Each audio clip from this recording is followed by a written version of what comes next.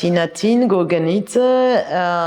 I'm one of the co-founders of Tbilisi Architecture Biennial, where I also originally come from, Tbilisi, Georgia.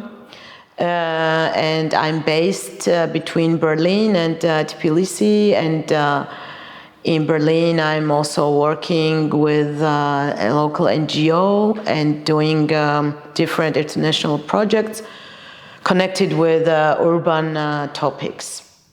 So today I will tell you about my experience of working as a cultural worker in the city and in urban space, and we'll tell you about the festival that we have founded, and this year we're already organizing the third edition of the festival. So the story goes back to 2017, where we have 4 colleagues and friends. We have founded Tbilisi Architecture Biennial and managed to organize the first edition in 2018.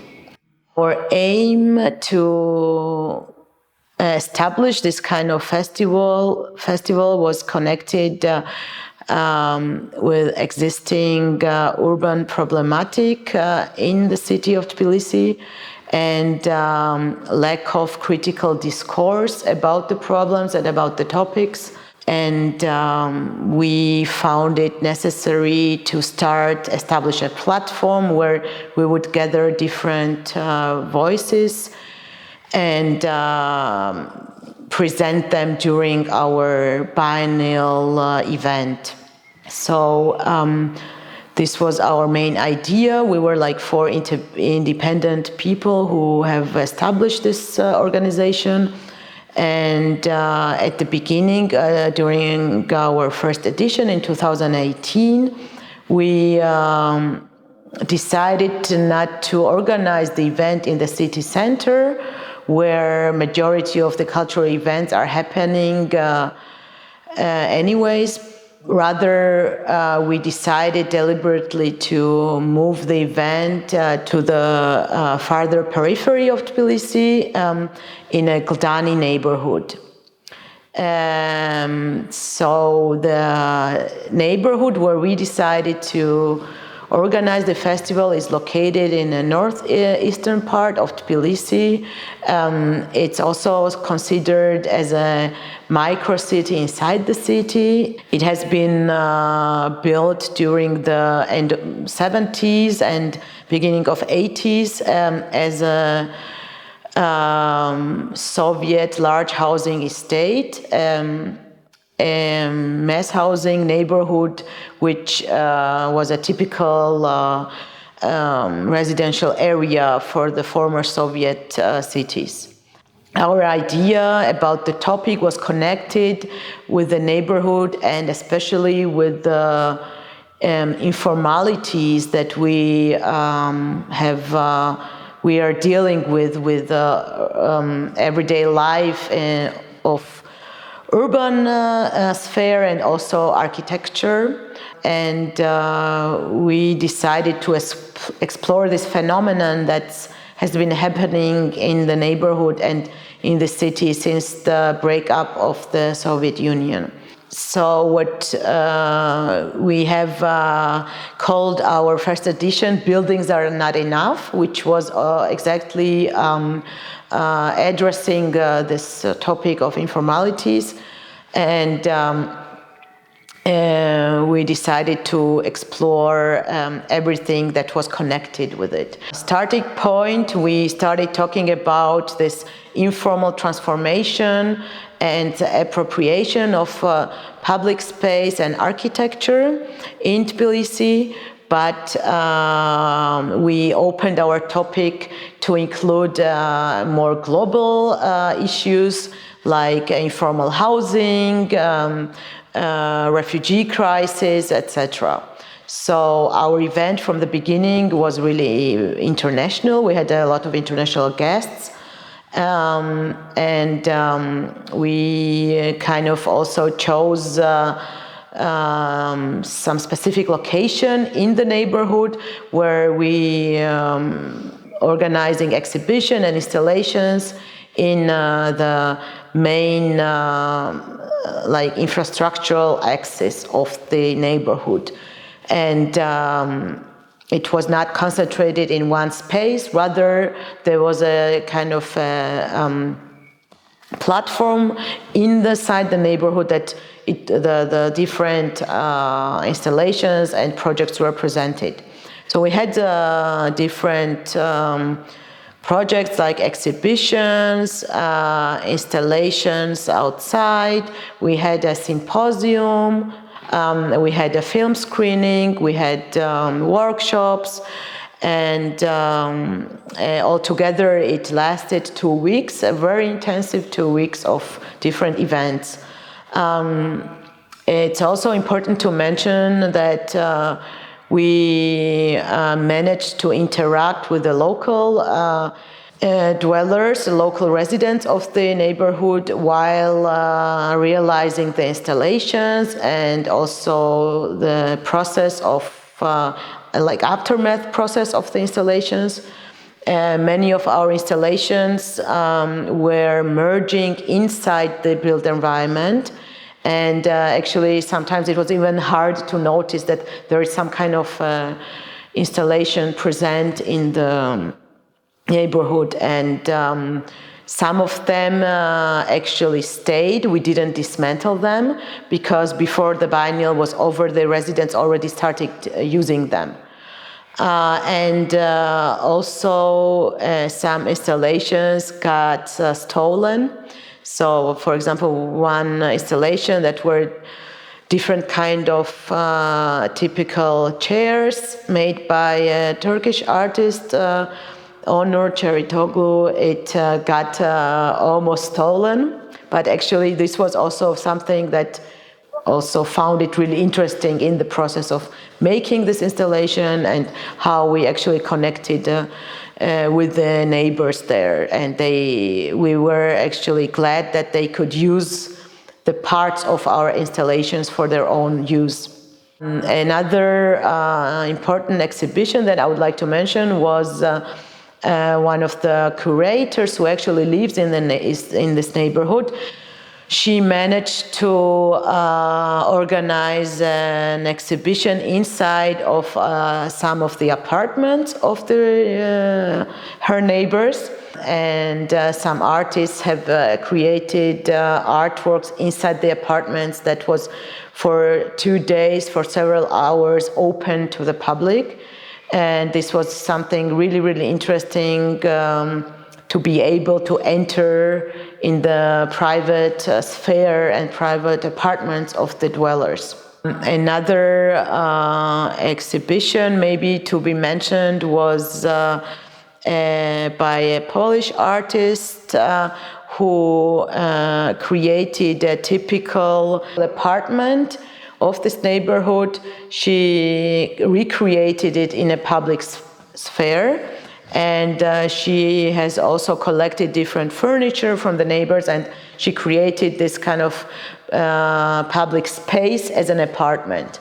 And actually, this was the installation that most of it got stolen, or the parts that were built actually stayed because the residents started using them already before it was dismantled. So this was about the first edition. It was like the very first step to start to test how we could actually organize this kind of event in the city, and to see how the audience would accept this, and also if we could really continue. And we were like, it was not so easy to involve the local audience because it was something really new, and we also were not acting as like typical architects, but rather we were merging this event in more interdisciplinary way. There were many artistic works involved as well, and it was not so obvious that this is architecture in this term of classical architecture. But we moved forward. We finished the project, and actually I have to mention here that our main donor has been from the beginning Creative Europe, and for this project specifically we have created different projects with our international partners. So this was actually the first time we have encountered the common, like we collaborated with Ukrainian partners in Ivano-Frankivsk, and as a part of the project in 2019, we went as a team of Tbilisi Architecture Biennial to the Ivano-Frankivsk and participated in the local festival of city scanning session and created an installation there. So this was our first connection with Ukraine, and it continued throughout the years, and it merged into the second project that we realized in 2020. So we chose, before actually pandemic started, we were already preparing our topic and our event, and we had chosen a topic about commons and what do we have in common. And actually when the pandemic started, then we realized that actually we found out the answer to this question. We found out suddenly that it doesn't matter in which part of the world you are, what your social status is, what your profession is. Like, there is something that we all have in common, and this is this virus that kind of also united us. And we have also observed that one event after another were been postponed or cancelled, and we chose not to cancel our event and realized it because we also understood that this might be a one-time event that we could organize during the pandemic. So we actually, instead of seeing it as a problem, we took it as a challenge, and we made an interesting setting out of this whole pandemic situation. So what we created, our main location became our website. We constructed a virtual tower on our website, and we located different projects on different stories of our virtual building. We made an open call where we also had different categories, like digital projects and physical projects as well. And we facilitated the participation from any part of the world, because we gave the opportunity to the participants to realize their own work in their own locations. So as the travel was really difficult, we had our own projects in Tbilisi, but we also had many projects in outside of Georgia. For example, we had a very big representation in Ukraine in 3 different cities. So we had pavilion in Kiev, in Pavilion of Culture, in this modernistic building. We had pavilion also in Dnipro, and also in Ivano-Frankivsk with our local partners, MetaLab. A lot of projects that were also coming from Ukraine itself, but also international, that were shown there. And we had also another installation in Milan. We had some project also in Poland, in Germany, in Slovenia, etc. So actually the setting of pandemic and making everything semi-digital give us opportunity to involve even more people from all over the world. So actually we one thing that was obligatory for everything, depending on if it was an offline exhibition or installation or an online event, everything had to be linked to our digital tower. So we had everything broadcasted live, which is saved, and our website and the digital tower became an archive of about 70 projects, actually. So it's really nice to go back to the web page and explore all the projects that have been realized during this period. Also, I would like to mention the situation now, because we're entering now in a year where we are hosting our third edition of the Tbilisi Architecture Biennial in Tbilisi. This time we decided to do it offline and create the physical projects in Georgia, but we left this opportunity to participate digitally as well, and also create some digital projects. And it's very important also to mention our experience with the topics, how we choose the topics, because it's a main team of 4 people who kind of develop a topic and then make an open call, and every person who becomes a participant, the winners of the open call, they become curators of their own projects that they are realizing. And this way we also try to involve the people and don't create a hierarchy of one main curatorial team that directs the whole setting of the whole event. And the topics that we were choosing, from the beginning, it was informality, then we went to commons, and actually each topic is dictating us what can be the next. So this topic that we chose this year, for example, it's about temporalities, it's about temporary spaces, temporary situations, temporary settings. We called it What's Next. So actually this is representing our realities, especially in the post-socialist cities and countries, that we are always expecting anything from tomorrow, because we have been experiencing and we've been living in different conditions, like wars or food shortages, for example, or shortages of resources. So this is nothing new to us. And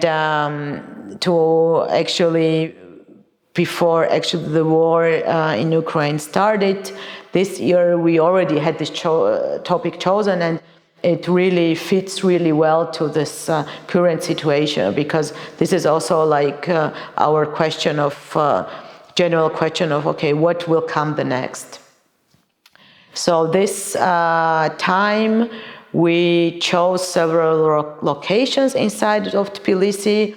It will be again not concentrated in one spot, one main location, but rather there will be several locations that we find relevant for the topic, and we will publish an open call very soon, where we also suggest these locations as possible locations for the installations. And this is something also that has developed throughout the years, that we are not connected to one building or one location where we always organize the festival, but rather we try to intervene in different parts of the city. Also, there are always this critical question that we've been asked, how can we influence the neighborhoods or the places where we kind of create the installations or exhibitions, and how much involvement of the locals is in this process. So with our event, we actually don't have this ambition of changing something really quickly or intervening in the neighborhood in order to make a new space. Rather, we think that this kind of event or festival, it brings it can initiate a process that can bring a change.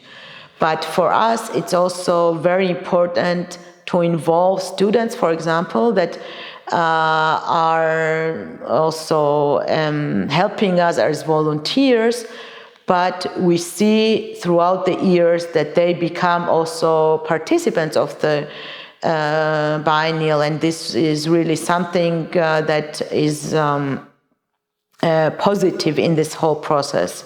So we also try to address and involve young creatives and students in the process of creating this festival.